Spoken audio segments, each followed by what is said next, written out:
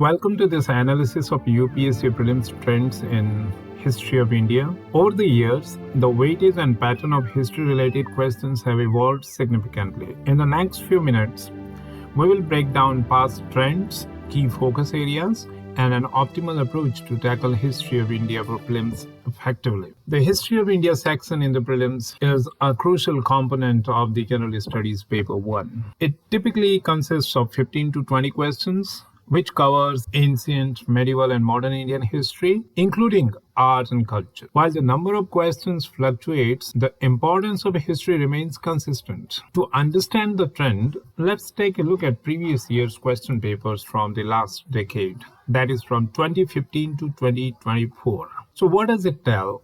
A close examination of the last 10 years reveals a fluctuating trend. In ancient history, questions have ranged from 3 to 7 per year, which often covers Vedic age, Buddhism, Jainism, Mauryan, and Gupta periods. When it comes to medieval history, this segment of Indian history contributes typically 2 to 5 questions annually, and the focus is on Delhi Sultanate, Mughal Empire, and Bhakti Sufi traditions. Now comes modern Indian history. This is the most important and most dominant section in UPSC Prelims. It comprises 8 to 15 questions per year. And primarily, the focus is on the freedom struggle, British administration, and social reform movements. The last segment in the history of India in prelims is that of art and culture, which is a wild card section. Why so? Because there are 3 to 8 questions, and these questions are often based on temple architecture, paintings, literature, and dance forms. And we will see in a short while that this is totally unpredictable area. So what should be your approach? We'll come back to this.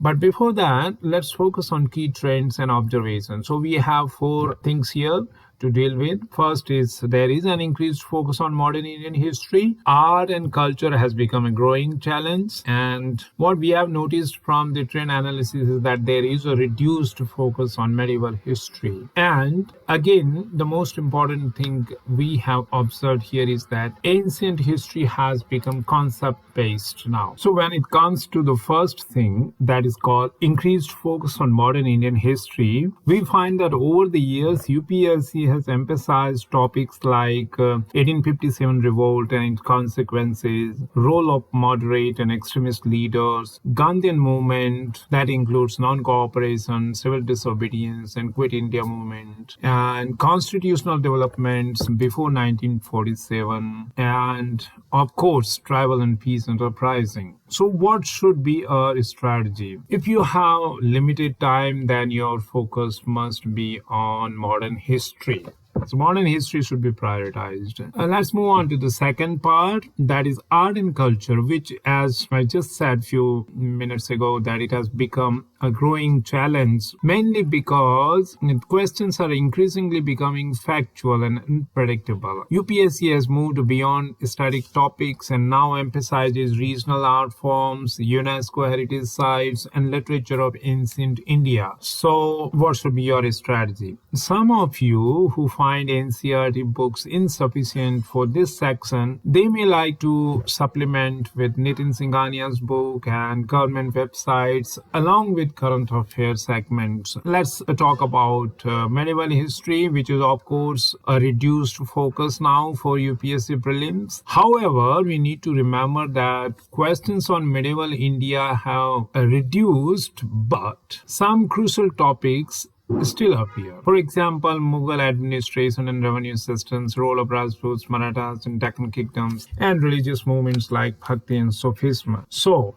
your strategy here should be to cover the topic selectively. Focus on recurring themes rather than undertaking an exhaustive study. The last segment, that is ancient history. Now questions are more concept oriented in this segment. So you should be prepared to answer questions on comparison of Buddhism and Jainism, Ashoka inscriptions in Dhamma, Sangam literature, Harappan civilizations, recent discoveries, and similar topics of conceptual importance. So as I said, these days analytical preparation is key to success in this segment of history.